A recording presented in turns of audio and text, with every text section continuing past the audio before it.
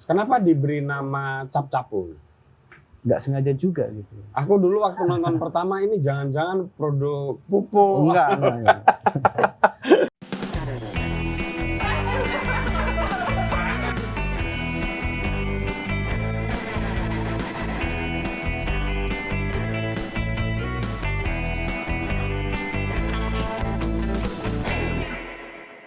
Halo teman-teman, ketemu lagi dengan saya Putut EA, Kepala Suku Mojo dalam situasi yang gerimis di Jogja. Tapi saya bahagia sekali karena pada akhirnya orang yang paling saya cari-cari akhirnya bersedia untuk diwawancara. Nah, ini adalah sebetulnya ini jauh umurnya di bawah saya, tapi saya panggil apalah Mas lah kadang-kadang ya. Walaupun dia orang Batak, Mas Puka Simbolon. Iya. Asli dari Sumatera Utara. Samosir. Samosir. Iya. Kalau orang Samosir biasanya BTL namanya. Hah? Batak tembak langsung. Berarti di pulaunya itu? Dia di tengah pulau Samosir. Itu juga kemarin sehingga pulang kampung sekalian tur. Ya? Iya. Oke, teman-teman, sebagai pengantar, Mas Puka ini adalah inisiator salah satu akun YouTube yang menjadi referensi banyak orang yang pengen tahu tentang dunia peternakan maupun pertanian dengan akun Cap-Capung. Yang, waduh, kalau Anda lihat videonya, tentu saya yakin sudah banyak yang melihat. Itu bukan hanya bagus, tapi juga inspiratif, terus terang ini ya. Dan pasti banyak membantu dunia pertanian dan peternakan di Indonesia dengan gambar-gambarnya yang bagus dan bukan wawancara ya, tapi apa ya, kayak storytelling. Ya, story-nya yang sangat kuat gitu ya. Bro, Anda ini sebetulnya gimana ceritanya sebelum ngomongin Cap-Capung ya? Iya. Kuliah di mana dulu? Oke, jadi saya kuliah di UPN dulu, Mas. UPN di Jakarta, jurusan pertanian. Jurusannya pertanian. Iya. Ada kayak semacam prodinya gitu. Oh iya, agribisnis. Agribisnis, Ya, cocok lah ya. Iya. Tapi dulu nggak kepikiran buat konten pertanian juga. Iya. Kepikirannya nggak bertani juga? Nggak bertani juga. Jadi mungkin cerita sedikit ya, Mas. Iya, silakan. Di titik ini saya bisa menyimpulkan ke diri saya sendiri ya, bahwa kegagalan itu nggak ada sebenarnya. Yang ada kita diarahkan. Nah, kenapa saya bilang gitu? Dulu saya nggak kepikiran jadi konten kreator atau kuliah di agribisnis pertanian gitu. Nah, memang dari SMA di sekolah saya juga udah senang gitu tentang editing video sama foto gitu. Nah, sorry, tapi kok masuknya ke pertanian? Nah itu dia, ini saya ceritain. Oke. Jadi pas lulus saya dulu punya rencana mau kuliah di yang berhubungan dengan fotografi lah segitu. Saya cari-cari di Bandung segala macam, ya nggak lulus. Nah, dan dulu juga biayanya lumayan mahal ya. Iya. Nah tapi ya sudah, yang penting orang tua bilang terserah kamu mau kuliah apa, yang penting kita bantu gitu secara dana itu. Ya sudah, pokoknya dari Samosir langsung ke Jogja dulu. Dan di hari itu juga saya daftar kampus. Dulu PN masih swasta ya. Masih swasta dulu PN-nya. Iya. Ya, jadi saya ke Jaya udah tutup, terus terakhir di UPN. Ya udah, keterima di pertanian. Nah, artinya saya juga nggak tahu kenapa. Udah pilih aja yang penting. Yang penting kuliah. Ya gitu. Sama lah dengan saya. Nah, di pertanian itu saya kuliah juga lebih banyak kegiatannya tentang video juga gitu loh. Ada juga di kuliah kami itu ada namanya komunikasi agribisnis namanya. Oke. Terus ya, tapi saya ada part time kayak foto dan segala macam. Sama dengan anak-anak pertanian dulu ya. Tapi beberapa ya, sorry. Lulus kuliah kerja bukan di pertanian. Saya dulu sempat sempat di kerja? Jakarta 2 tahun di perusahaan finance gitu. Bukan di pertanian. Iya, di pertanian karena jujur aja publikasi tentang pertanian kan sangat minim. Ya, baik dunia kerjanya dan segala macamnya. Nah, karena keterbiasaan di kampung dan di Jogja hidupnya slow, ya kan, santai. Di Dan- sana penuh tekanan. Iya, di Jakarta penuh dengan tekanan. Lingkungannya kurang bersahabat lah. Kalau ke saya gitu. Ya. Iya. Jadi bukan tekanan dari kerjanya, lingkungan di Jakartanya Lingkungan, yang saya nggak tahan gitu. Macet, bising. Macet. Terus saya bukan tipe orang yang suka terlalu rame gitu. Iya, bising. Bising dan segala macam. Emang libur Sabtu Minggu, tapi kita nggak tahu mau kemana gitu. Betul. Ya, kalau di Jogja kan kita masih mana bisa Iya. gitu, ke pantai dekat dan segala macam. Oke, saya memutuskan resign dan saat itu saya resign balik lagi Jogja, pengen buka yang namanya usaha prewedding gitu, foto prewedding dan segala macam. Dengan tabungan yang dulu saya tabung di Waktu kerja. kerja kantoran, terus balik ke Jogja dan saya cuman dapat 1 klien dan itu juga teman saya. Itu Untuk percobaan ya. untuk Untuk portofolio. iya, bukan, tapi dibayar juga. Iya. Ya. Dulu masih ada kamera dan segala macamnya. Nah, setelah itu nggak ada lagi gitu loh. Untuk bertahan hidup, mulailah saya jual kamera dan segala macam. Artinya tinggal 1 kamera dulu. Oke. Sama laptop, bahkan tripodnya aja saya punya 2, saya jual 1 gitu. Karena belum kepikiran saya mau ngapain gitu. Kalau saya ngelamar kerja, saya tuh kayak mengkhianati diri saya sendiri. Saya udah dengan percaya diri keluar dari perusahaan, tiba-tiba masuk lagi gitu kan. Pokoknya dilema waktu itu. Iya. Jadi saya masih sering nongkrong sama teman-teman kuliah lah mas. Posisinya udah lulus, jadi kita nongkrong. Saya dapatnya inspirasi dari situ. Oke. Nah, kebetulan teman saya ada yang dulu dia setelah lulus kuliah langsung kerja di pertanian gitulah, buka kios pertanian. Dan dia berbicara tentang regenerasi petani. Nah, regenerasi petani ini kan cuman kalau nggak salah data terakhir yang saya tahu itu 8% ya.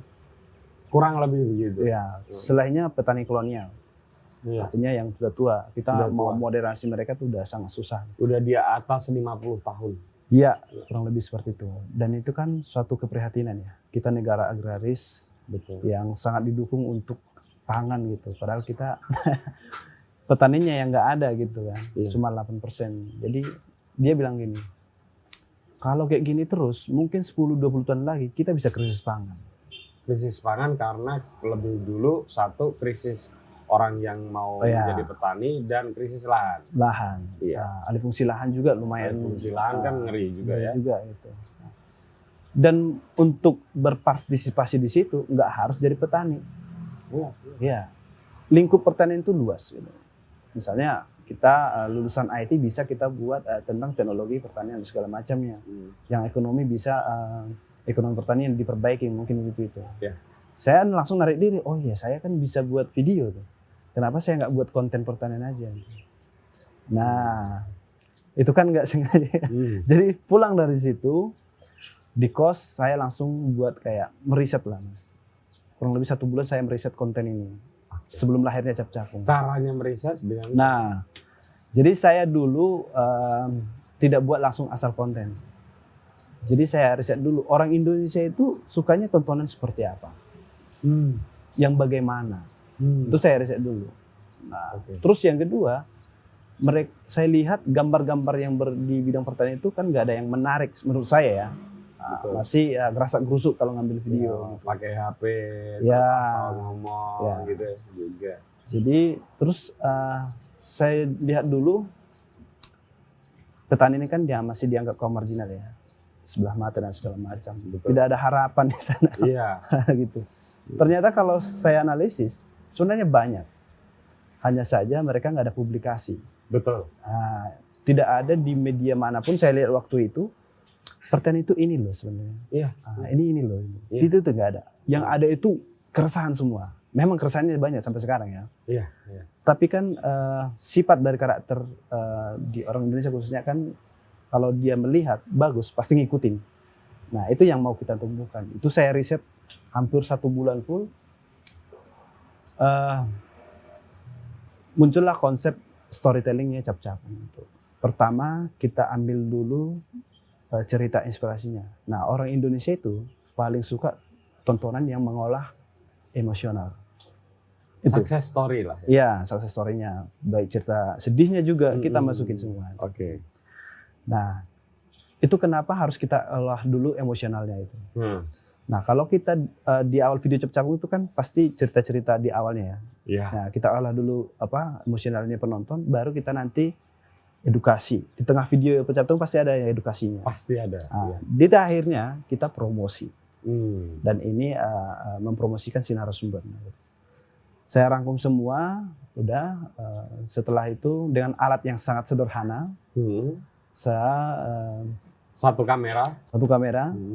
Ya sudah, saya dibantu teman saya itu ketemu dengan namanya Mas Raga. Jadi konten pertama kita, pemuda juga petani muda.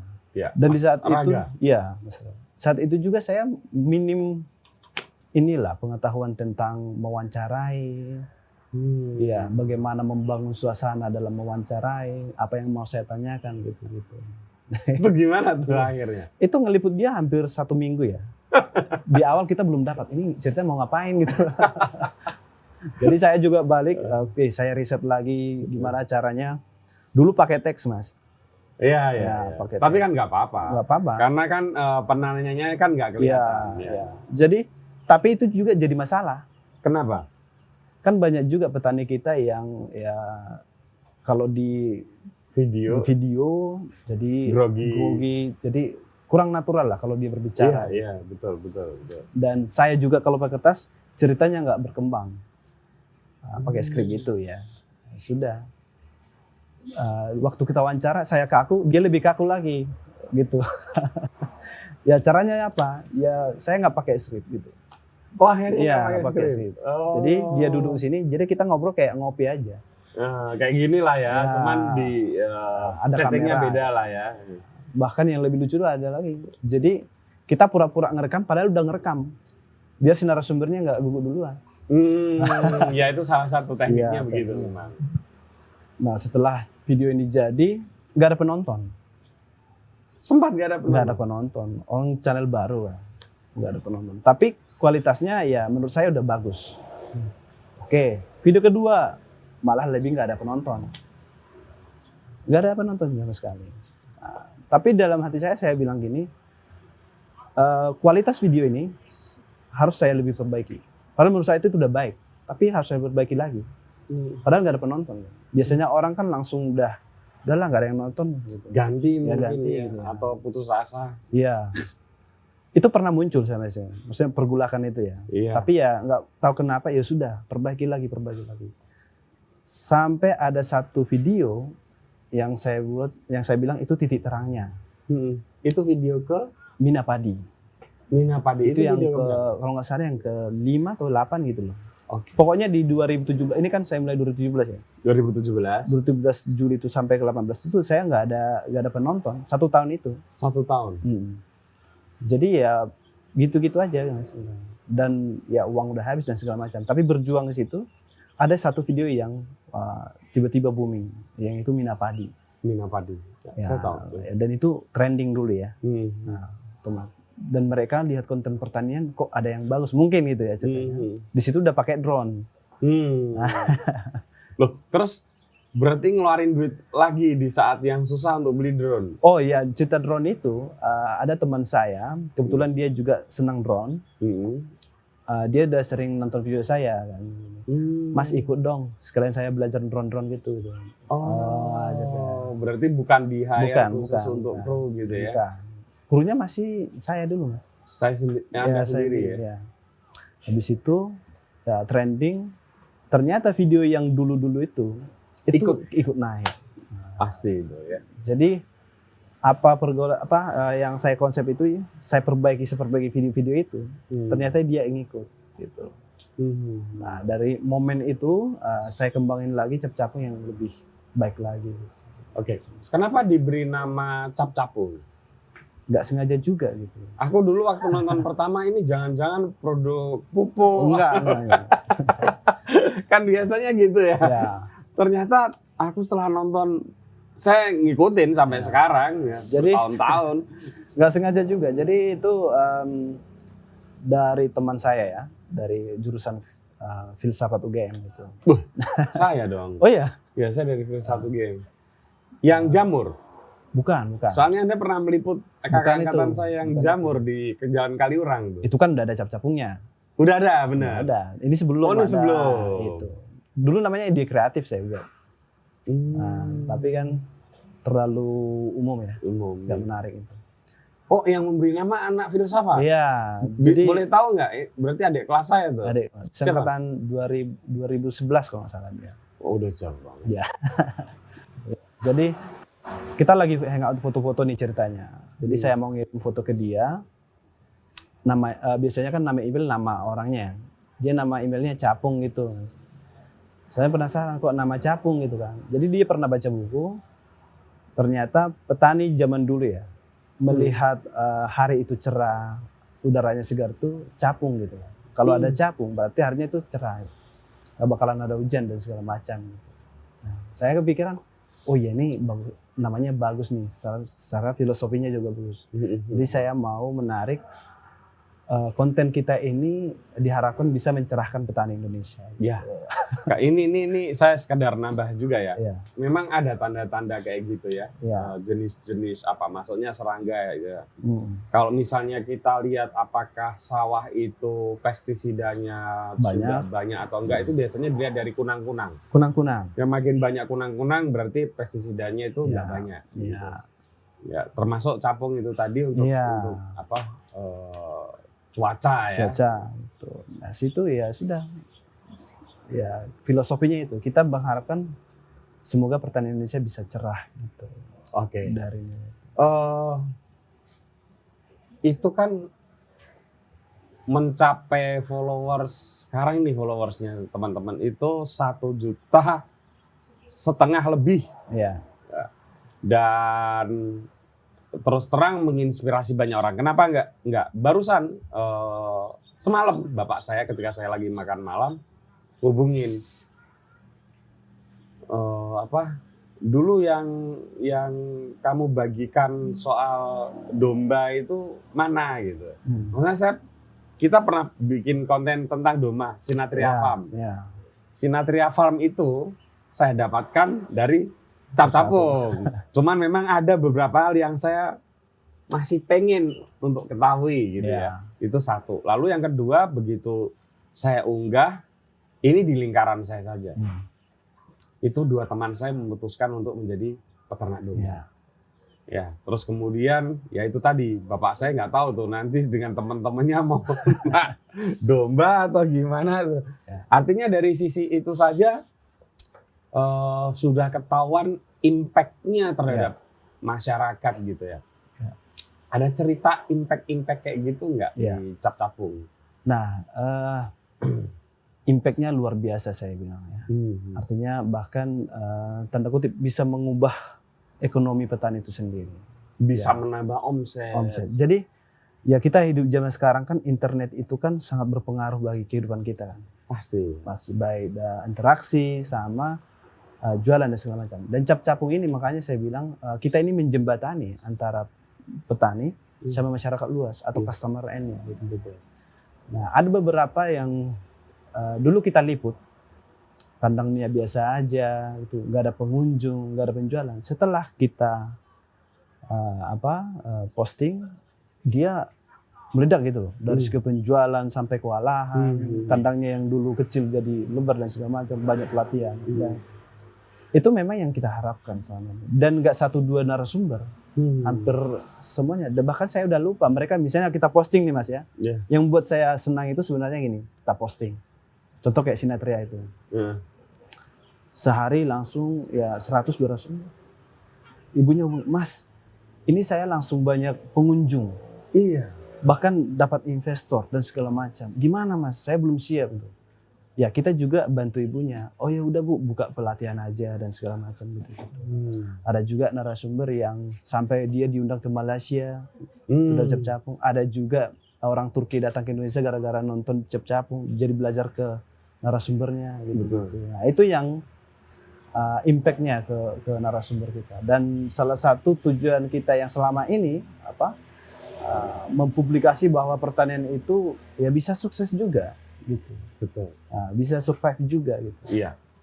Dan impact yang lebih besar lagi adalah karena saya memang saya ini suka nonton YouTube tapi spesifik ya. Ya.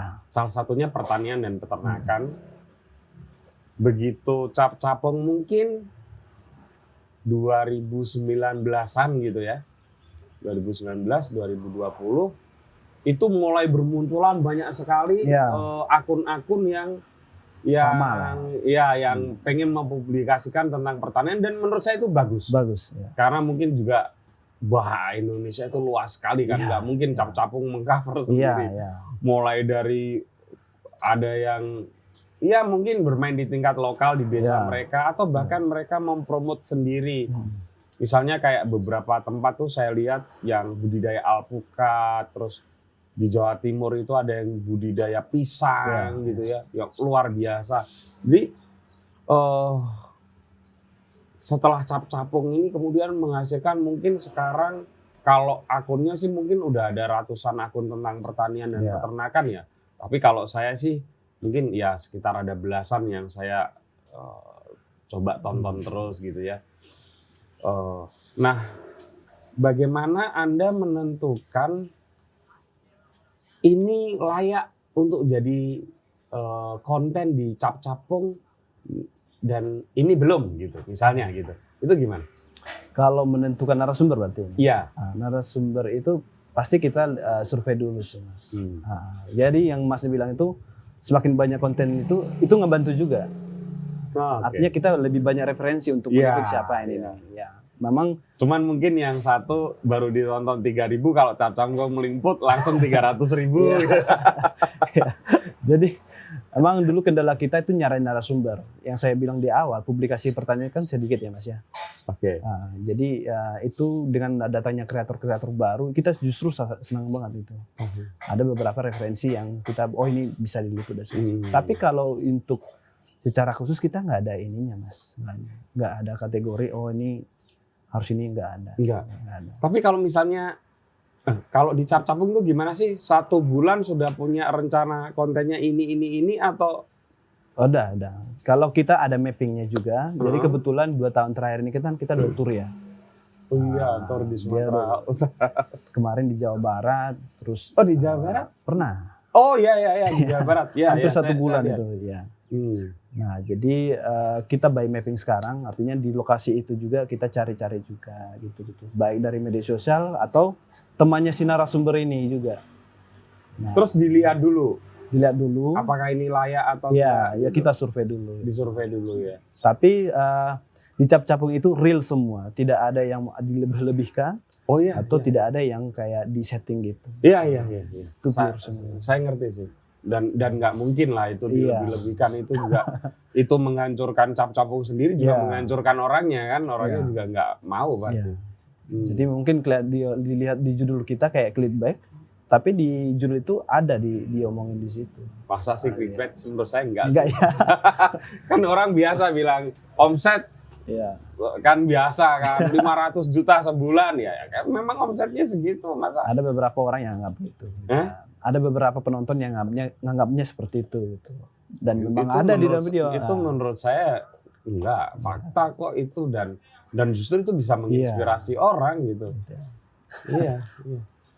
Selama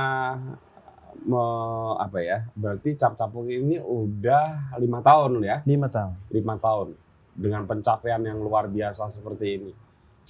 Apa konten yang menurut Anda perlu mendapatkan prioritas nih?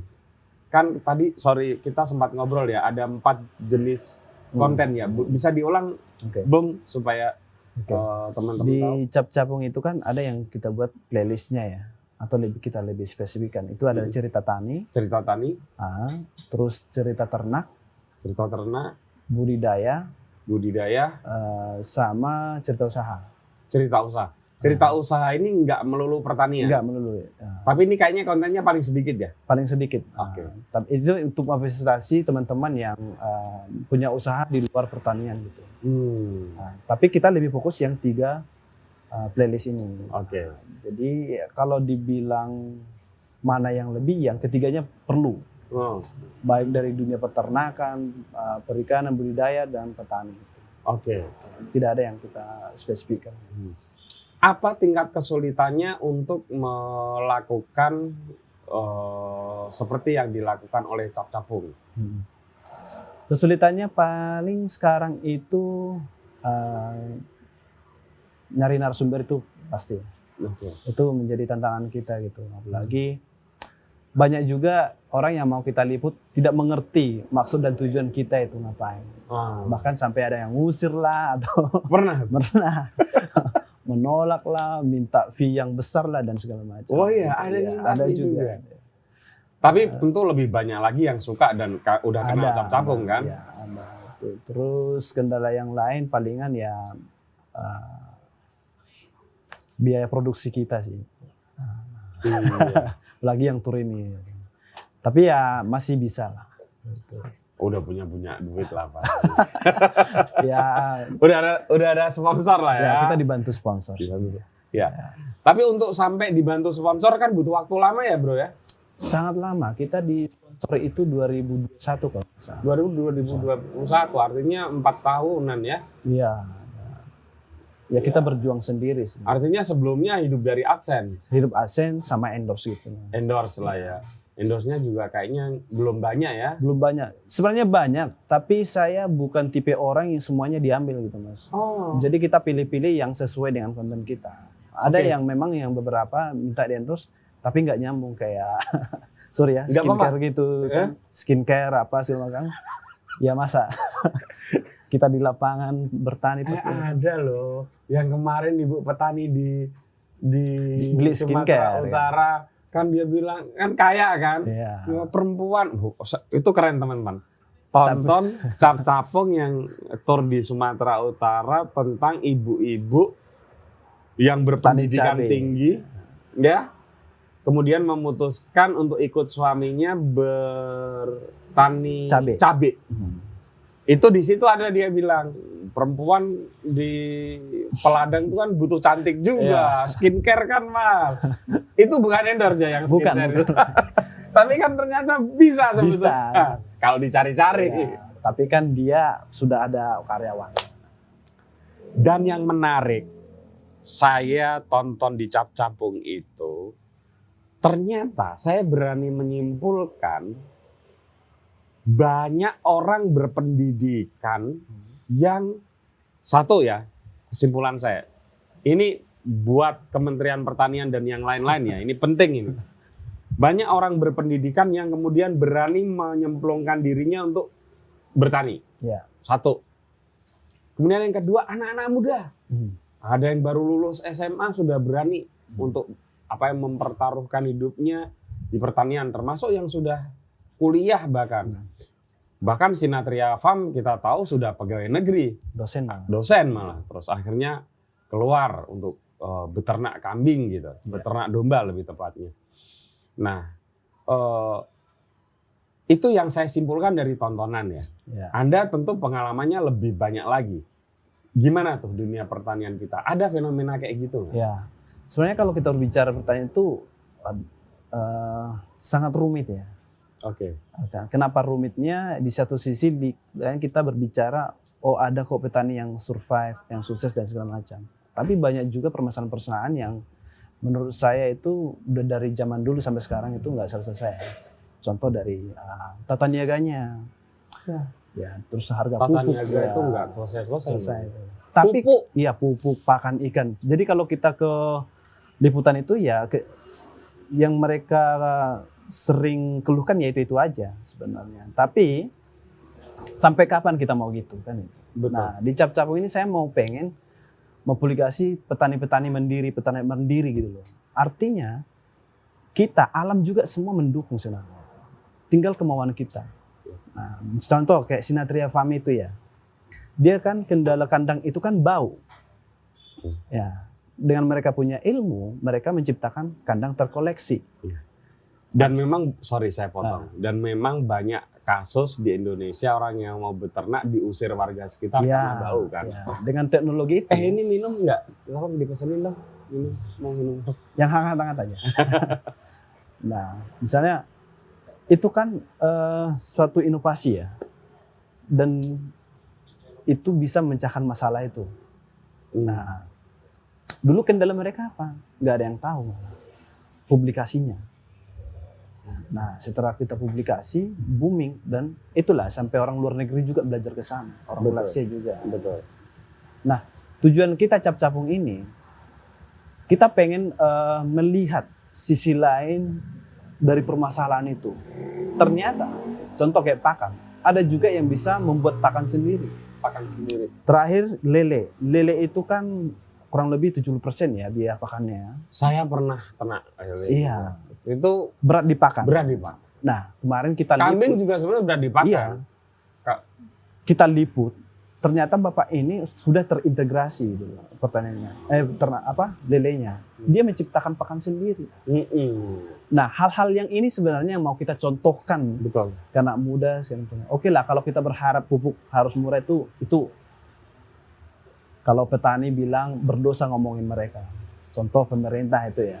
Itu urusan mereka lah. Tapi saya mau bilang di sini, karakter petani Indonesia itu banyak juga yang pintar, yang bisa survive. Walaupun mereka ditekan sana sini, harga pupuk malam, justru itu yang buat mereka lebih kuat, menciptakan pakan sendiri, menginovasi diri sendiri. Iya, saya percaya itu. Dan makanya kita juga ketika liputan, kita ajarin mereka tuh main YouTube seperti apa, promo di Instagram seperti apa.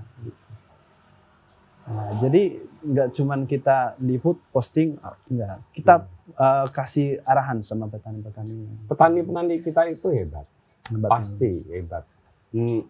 Ya kita kalau datang ke Bali kemana saja, mereka itu udah punya budaya pertanian yang luar biasa.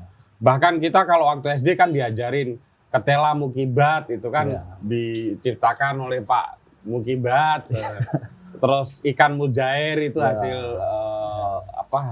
hasil rekayasa atau apapun oleh yang dilakukan oleh Pak Mujair dan lain sebagainya gitu ya.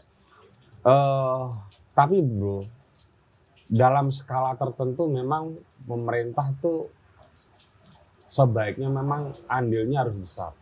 Karena tidak semua petani punya kapasitas untuk melakukan riset dan melakukan eksperimen dengan segenap risiko kegagalannya. Karena ya mereka udah capek kerja. Betul. Pupuk nggak ada. Kalau ada mahal. Langka gitu. Itu sedih sih. Karena saya kebetulan kan sesekali melakukan penelitian yang berhubungan dengan pertanian. Jadi saya ya agak ngerti lah problem mereka. Gitu. Ya itu, ya saya juga di lapangan mau gimana ya? Ya sistem kita seperti itu, pemerintahan kan masih seperti itu. Ya saya bilang mau nggak mau ya kita dipaksa harus mandiri juga. Nah ya kita berdoa aja, berharap aja mungkin ya ke depan pemerintah lebih memperhatikan lah. Apalagi yang pupuk mahalnya minta ampun, sama pakan ikan yang minta ampun. Gitu. Anda ini nggak, mungkin sudah menyadari ya bahwa di saat pandemi kemarin, kemudian tahun depan diperkirakan akan ada resesi global. Persoalan pangan ini menjadi persoalan yang paling penting. Di Eropa bro, memasuki nanti ini musim dingin, semua sudah panik karena hampir semuanya berpikir akan banyak orang meninggal dunia atau setidaknya kelaparan karena kekurangan makanan. Nah, artinya potensi bisnis atau wiratani ya, bertani untuk menghasilkan pakan ini sebenarnya potensinya besar sekali. Besar. Ke depan, apalagi ke depan, intinya kan gini. Orang tetap butuh makan. Iya, wajib. Iya kan? Iya. Nah, makan itu kan kalau bisa ya dipasok dari sekitarnya kan, gitu. Nah, menurut Anda apakah kesadaran akan mulai bisnis pertanian atau melakukan apa ya, aksi-aksi pertanian, bertani gitu itu makin gede nggak? Ya, ini menurut opini saya sendiri ya Mas. Ya. Memang ada beberapa analisis membilang resesi 2003. Justru ini momen bagus sebenarnya. Kalau logika sederhana saya, kita dikasih Tuhan itu negara agraris yang apa aja tumbuh sebenarnya. Ini bisa kekuatan kita. Kalau Eropa kan mereka ada beberapa 4 musim ya. Iya. Kita apa aja tumbuh subur gitu. Artinya kalau kita mau memaksimalkan, ini bisa jadi senjata atau kekuatan Indonesia sebenarnya. Betul, setuju. Nah, masalahnya kan untuk meraih itu kan agak susah ya dengan kepentingan-kepentingan mereka gitu. Nah, kalau Eropa mereka masih tergantung sama cuaca yang baik. Kalau kita, makanya kita juga sering memposting yang urban farming gitu. Urban farming. Itu jadi, fenomena termutakhir. Iya, urban farming itu apa? Kau nanam apa aja di pot di depan rumah dan segala macam, itu aja sudah bisa menghidupi kamu sebenarnya. Sangat. Yang pernah Anda liput di mana Cabe, itu Jogja? Ya. Jogja kan ada. Iya di Jogja kota. Itu Maliboro bahkan sana. Hah? Dia daerah Maliboro. Iya. Iya. Itu bahkan bisa untuk dijual kan? Bisa dijual. Padahal dia nggak punya lahan. Nggak punya lahan. Nah, dia cuma memanfaatkan dak rumahnya. Betul. Itu yang sering saya bilang juga ke teman-teman. Ini kita memandang lahan ini gimana nih gitu. Karena ini dicap-capung. Iya. Nih saya kasih nih linknya. Gimana tuh menganalisis itu? Dengan hanya memanfaatkan dak rumah saja, Iya. mereka udah beliau sudah bisa menjual hasil pertanian dan dijual di sekitarnya saja, nggak jauh-jauh gitu. Dan ada lagi lebih hebat lagi apa? Apa coba? Nggak dia cuma jual cabenya lagi. Dia jual ilmunya. Buka pelatihan. Dan kayak kita juga yang marahkan. Kan sebenarnya kan banyak yang datang ya dari TV atau dari kunjungan perusahaan itu kan ada ya kayak kunjungan juga ya, yang pensiunan gitu. Ya untuk persiapan pensiun biasanya. Gitu kan. Ya sudah Pak, buka aja pelatihan. Dan sumber dia itu bukan lagi dari cabai, tapi dari ilmu yang dia jual gitu kan. Nah, yang tadi saya lanjutkan, kalau kita sadar, justru di tahun depan kalau kita memaksimalkan pertanian ini bisa jadi kita kekuatan dunia juga masalah pangan. Betul. Nah, tapi masalahnya itu pemuda kita juga nggak semua punya mental gitu, Mas.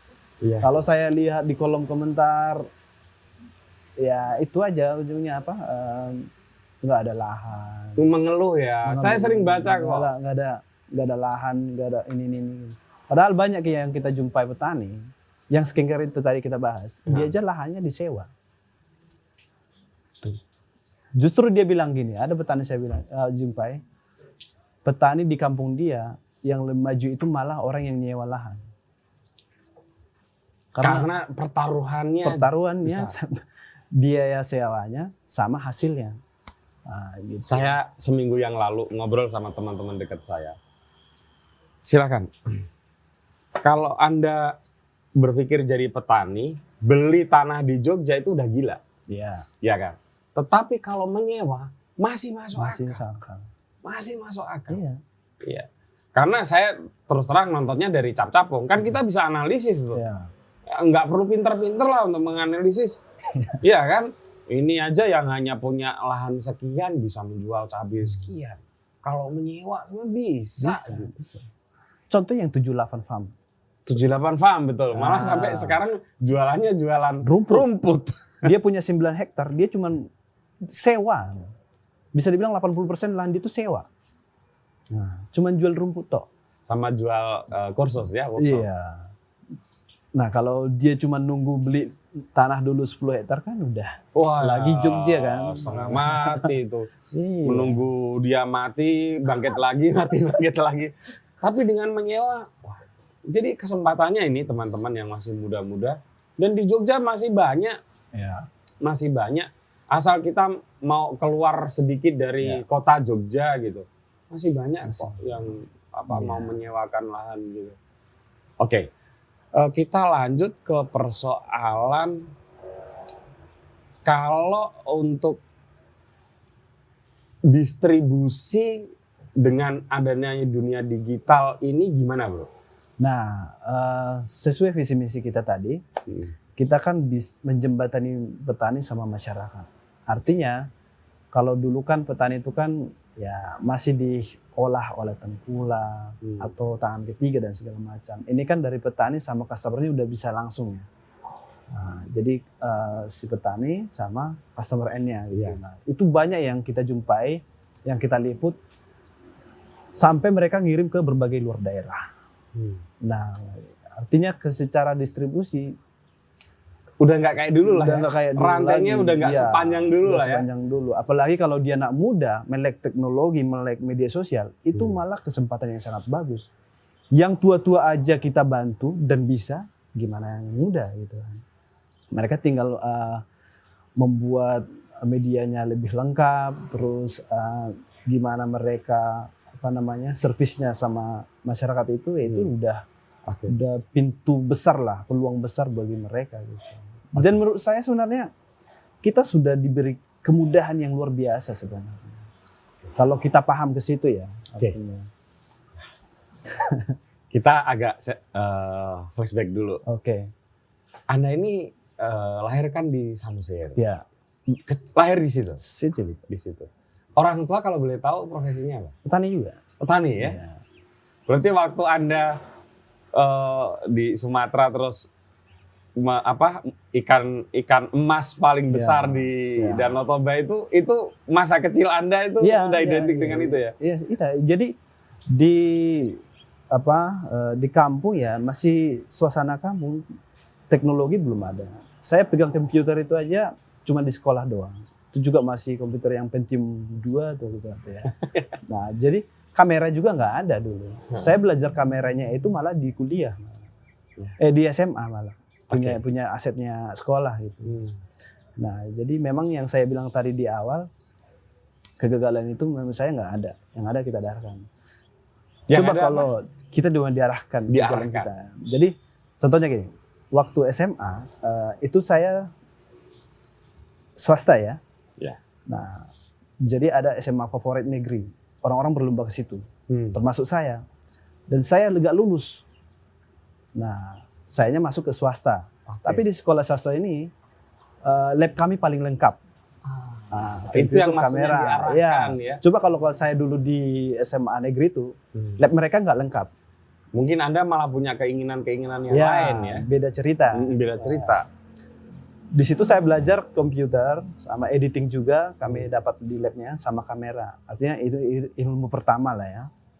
Oke, saya dulu mau desain grafis, mau kuliah di Bandung itu. Nggak lolos juga. Akhirnya diarahkan ke pertanian. Bahkan di situ saya nggak. Di Jogja pula. Di Jogja. Oke, pertanian. Saya lulus nih. Kerja di Jakarta. Dan saya gagal lah. Saya kerja di Jakarta. Balik lagi ke Jogja. Ujungnya pertanian. Dan saya menikmati hasilnya dan dari pertanian juga. Sekarang gitu. punya kru berapa? Kalau sekarang 4 ya. 4 tuh banyak. Sama lah dengan krunya Mojok Video ini. Iya. Bro, sekarang kita coba berbagi ilmu tentang dunia YouTube ya. Boleh. Ya. Gimana caranya menurut Anda? Ini YouTube kan sekarang udah red ocean ya. Udah semua orang bikin. Udah banjir. Informasi dan tingkat kompetisinya amat sangat tinggi. Kalau cap-capung itu udah panen lah sekarang. Karena setiap kontennya itu bisa ditonton. Saya saja nonton konten Anda di beberapa itu bisa bukan hanya 3 kali, 4 kali. Ada yang saya tonton sampai 6 kali, 7 kali gitu. Jadi itu gimana tuh? Jadi gini, waktu dulu saya meriset, saya juga udah punya pemikiran konten saya ini jangan musiman. Atau orang bilang tuh konten saya ini tuh yang evergreen. Evergreen. Ya. Kapan aja bisa ditonton. Oke. Saya nggak ngikutin apa yang lagi tren, apa yang itu. Kenapa? Kalau saya cuma ngikutin trennya habis sudah selesai. Nah, dulu saya meriset itu konten saya ini pokoknya jangka panjang. Apa itu jangka panjang? Ceritamu, cerita seseorang itu. Nah, itu kan nggak bakalan ini ya, bakalan ya selamanya gitu. Nah, jadi kalau menurut saya kepada teman-teman tuh coba analisis atau buat konten yang kapan aja orang bisa nikmati. Contoh, video kita kalau awal-awal itu dia nggak naik. Iya nggak naik. Biasa aja penontonnya puluhan ribu. Tapi 3 bulan lagi tiba-tiba udah 200.000. Nah, apalagi pas pandemi. Betul. Orang kan mau punya kegiatan. Dan saya lihat kemarin tuh orang lebih ke tanaman ya. Iya. Nah, sama sepeda dulu. Jadi yang konten saya dulu tentang cabai, dia penontonnya puluhan ribu, tiba-tiba 1 juta. Iya. Nah, artinya orang itu membutuhkan juga. Iya. Nah, itu ya Fergen. Jadi apalagi ilmu ya. Nah, kita juga di beberapa video kita buat tutorial cara menanam cabai dan segala macam. Nah, jadi misalnya yang pensiun atau yang mau kegiatan lagi cari cara menanam cabai kan muncul lagi gitu, ditonton lagi gitu. Waktu kita meliput Sinatria Farm itu kalau Mojok sama ini kan jauh ya perbandingan. Kita kan baru 2 tahun dan ya memang segmennya beda. Waktu kita di Sinatria Farm kan ya untuk ukuran Mojok itu lumayan lah. Waktu itu 20.000 penonton. Tapi di luar dugaan kami, justru konten itu tumbuh terus. Walaupun kalau dibanding konten Anda yang di Sinatria udah 1,5 juta kali ditonton orang gitu ya. 1 juta. Kita kan mungkin 170.000 ya.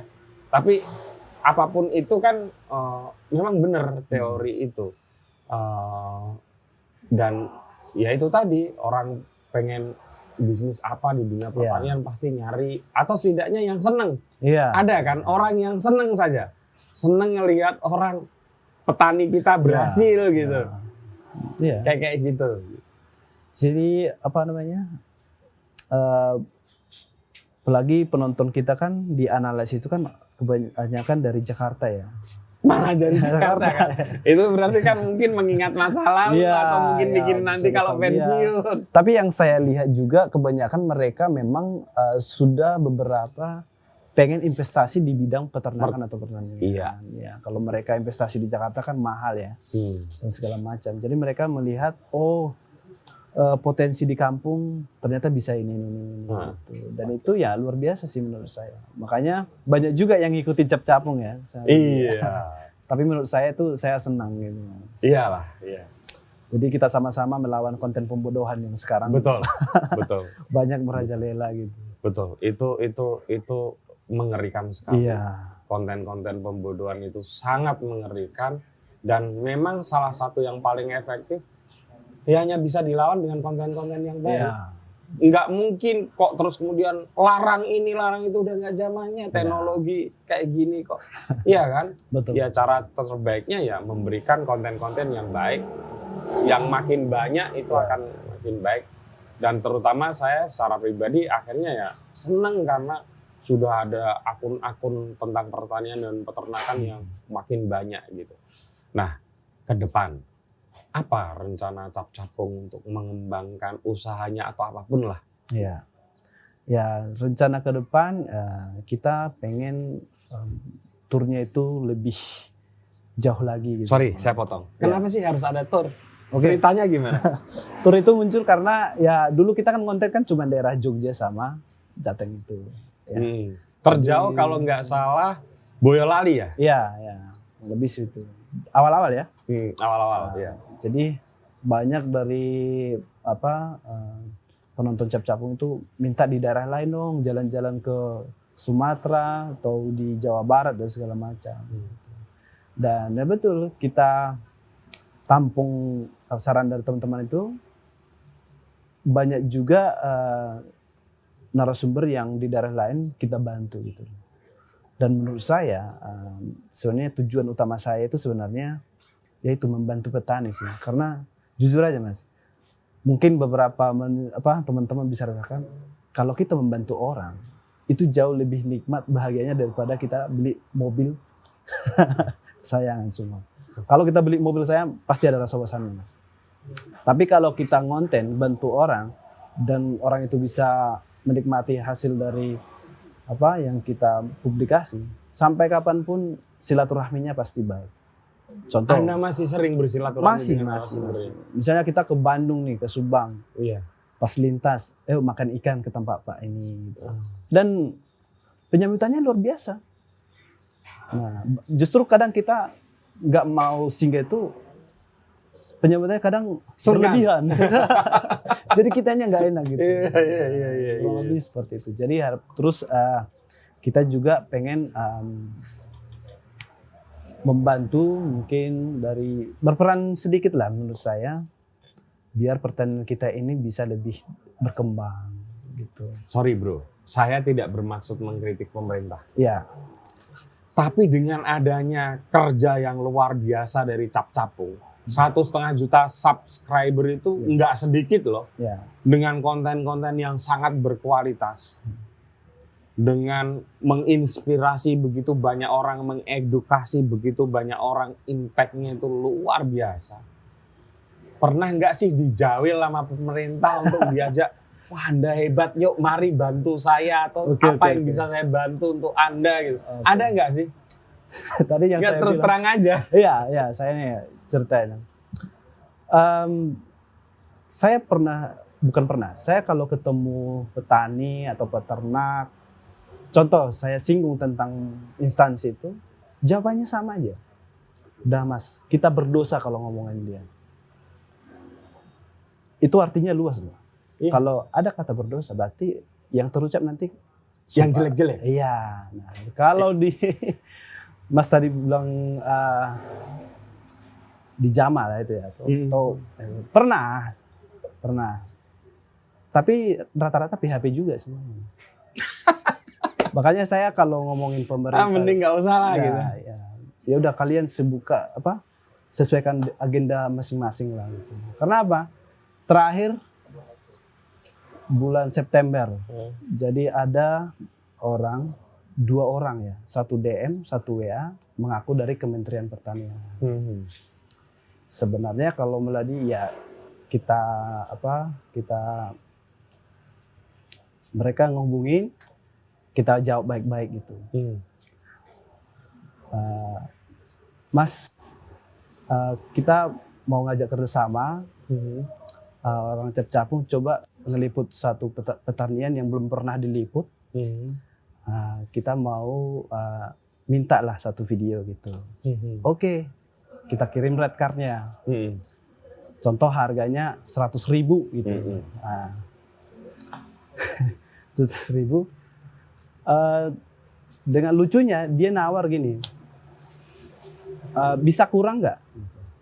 Ya otomatis kalau nawar bisa lah ya. Iya, tawar menawar. Tapi kan tapi ada akhlak untuk menawarkan ada juga. Iya. Attitude untuk menawar itu juga ada dua. Dia Betul. nawarnya kayak kita dianggap itu kayak apa lah ya, pecundang mungkin ya. Dia nawar, tadi saya bilang harganya 100.000. Dia cuma nawar 1.000 lah. Wow. Wah, dia nawarnya 1.000. Kalau bisa 1.000, saya minta 4 video. Coba. Kita aja nggak dihargai loh. Apalagi petani ya kan. Yang mereka berjuang sampai sekarang. Jadi kami jawab, ya simpel aja. Tunggu Kementerian Pertanian ada uang, baru nanti di ini lagi mas, dinego lagi. Ya, 1.000 itu dengan AdSense saya nggak ada apa-apanya. Enggak, maksudnya Kalau ya cara memperlakukan orangnya. Itu. Artinya gini loh mas, masnya jualan aku ini 10.000. Kalau nawar yang baik menurut saya, 8.000 bisa nggak mas? Ya 20%, 30% lah ya. Masih masuk akal. Masih ada negosiasi. 8,5 oke lah. Masnya ini 10.000. Mas kalau 1.000 bisa nggak itu? Itu aku bisa mas siram ke saya kan? Ya. Tuh, nah. Tapi ada lagi yang lebih lagi. Gimana? 10.000 mas. Oh ya udah mas, nggak jadi, nggak ada uang. Mas sakit hati nggak? Enggak kan? Ya udah biasa aja. Ini kalau nawarnya harga mati itu luar biasa ya. Nah itu. Jadi kita aja sudah digituin, gimana petani-petani yang lain. Nah saya kalau tim saya bilang ya sudah kita mandiri. Kita liput juga petani-petani yang mandiri aja. Oke. Tapi kita itu bukan mengurangi rasa kita terhadap pertanian ya. Justru karena kita cintanya pertanian ya, tanpa mereka pun atau tanpa apa dibantu juga kita ya sudah kita bisa survive kok. Nah, Ini terakhir, ya. tapi agak sensitif. Kalau misalnya tidak berkenan menjawab, tidak apa-apa. Oke. Bro, kan ada jenis-jenis pertanian atau peternakan tertentu yang saya bisa dibilang mudahnya itu high risk. Ya. Saya kasih contoh misalnya kalau dulu Anda pernah ngalamin fenomena gelombang cinta nggak sih? Tanaman gelombang cinta atau ikan lohan. Ya. Itu kan sorry ya, ada kayak permainan mafianya begitulah ya. Sehingga ketika sudah banyak ya udah nggak ada yang mau beli gitu. Aku nggak tahu lah itu mafia atau apa gitu. Misalnya kalau yang termutakhir yang banyak dikeluhkan orang adalah kayak porang. Ya, porang kan di blow up besar-besaran. Sementara akhirnya semua orang banyak menanam porang dan ketika mau menjual ternyata sulit sekali. Dan itu biaya produksinya mahal banget, Bro. Gimana caranya Capung untuk melihat supaya jangan ikut memperparah keadaan atau membuat konten yang punya resiko-resiko kayak gitu, gitu. Itu gimana, Bro? Kita juga analisis beberapa komoditas yang Mas tadi bilang itu, ini tiba-tiba mahal, habis itu hilang gitu. Ya. Nah, kita juga melakukan riset yang namanya kalau kita meliput, kita juga harus melihat ini pasarnya kemana juga. Oke. Karena tujuan kita pasar kan. Iya. Kalau pasarnya masih bayangan, angan-angan itu, kita nggak pernah meliput itu. Termasuk porang. Di Capung, kenapa kita nggak meliput porang? Kan saya cari-cari porang ini menarik nih. Ya kita udah tahu arahnya kemana nanti. Oh, Anda sebenarnya udah mulai mencium lah. Ya kita udah tahu itu. ini. Oh ini porang-porang. Karena apa? Oke. Ya itu kan harus butuh riset juga. Harus ada contoh yang sudah berhasil gitu. Dan ada juga ini barang seperti apa. Nah, yang saya lihat kan, oh ini laku ini diekspor ini. Padahal petaninya belum tentu ini apa sih fungsinya gitu. Iya. Cuma nanam tok. Betul. Panen mereka bingung. Yang saya sudah mulai curiga ketika apa istilahnya katanya atau apa matanya itu udah mulai ada dicuri. Wah itu udah gelagat mirip gelombang cinta nih. Kayak gelombang cinta itu memang makanya kita nggak liput. Artinya yang kita liput itu adalah yang sudah kita pastikan ada pasarnya, dibutuhkan dan ya kurang lebih harganya stabil kayak gitu. Nah hal-hal yang seperti itu ya kita juga tidak bisa demi konten kita halalkan semua buat penonton kita. Jadi yang konten ini yang paling dijaga ya adalah kepercayaan penonton. Karena bakal mungkin diikuti oleh orang ya. Sekali kita berbohong sama konten kita, udah konten kita nggak bakalan dilirik lagi. Dan itu kita jaga betul. Nah makanya yang bilang Masnya tadi itu kita nggak bakalan konten. Dan sampai sekarang ya kita nggak tahu orang itu gimana lagi. Wah menyedihkan. Iya. Ya oke, teman-teman. Oke, sebelum tutup, apa menurut Anda produk perikanan atau peternakan yang masih akan banyak dibutuhkan di Indonesia untuk ke depan dan produk pertanian? Dua hal itu. Kalau konsumsi ikan ya, jenis ikan konsumsi itu saya itu masih peluang yang sangat besar. Besar ya, jadi lele, nila masih ya. Dan patin itu bagian dalam pertanian juga gitu. Yang masalahnya pakan aja sih. Gitu. Kalau pakan aja bisa. Ini pakan untuk ternak, ikan ya? Ikannya. Itu nggak semar sekarang ya. Domba masih oke juga nggak? Ini kalau domba masih ya. Masih ya. Sapi masih. Artinya itu kan kebutuhan utama orang Indonesia yang sering dikonsumsi gitu. Nah, kalau Masnya pelihara. Saya punya bisnis domba. Iya masih baru bisa. sih, masih worth it. Gitu, ya. Kalau cupang baru diperkirakan. Gara-gara Capung juga. Tapi oke lah. Growth lah ya. Belum ini yang namanya domba kan sama lah kayak yang di 78, yang di Sinatria. Ya kita harus punya nafas agak panjang. Ya. Kalau pertanian, Bro? Pertanian hortikultura masih wajib lah ya. Hortikultura ya masih ya. Bahkan Padi gimana dong?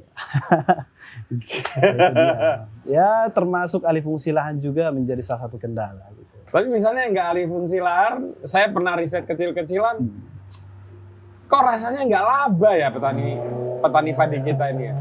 Kan ada kasus yang impor. Jadi Oke. ya Itu udah cukup Iya. menjelaskan.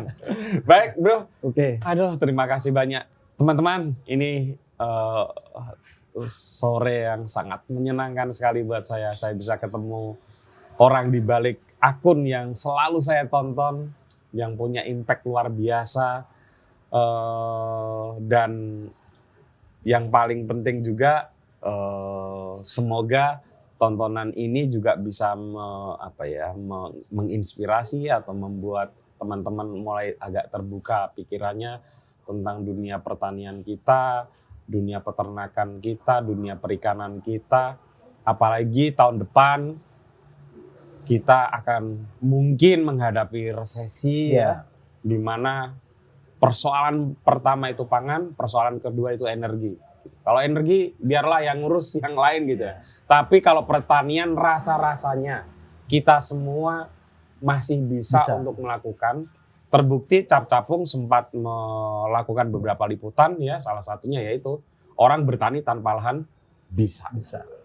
Terima kasih bro, sekali lagi. Sampai ketemu dengan tamu-tamu saya selanjutnya. Thank you bro.